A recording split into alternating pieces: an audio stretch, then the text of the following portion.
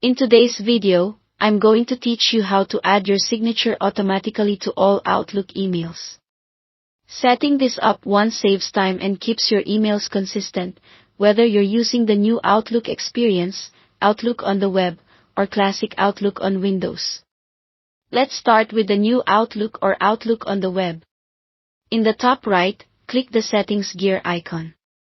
If you don't see the full set of options, select View All Outlook Settings to open the complete menu. Look for the area dedicated to signatures and open it.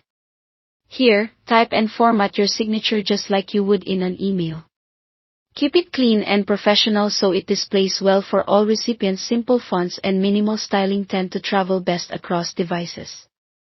When your text looks right, use the drop-down menus to choose which signature appears on new messages and which one, if any, appears on replies and forwards. Many people prefer a full signature for new emails and a shorter version for ongoing threads. Once everything is set the way you like, click Save.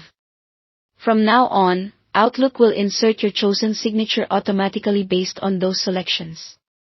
If you're using Classic Outlook, begin in the main Outlook window and go to File, then Options. In the Options window, pick Mail from the left pane, and click the Signatures button.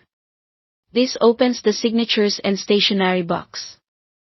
You can click New to create a fresh signature, or select an existing one to update it.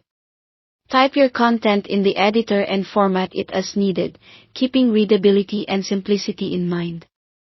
Next, under Choose Default Signature, select the email account this signature should apply to if you have more than one.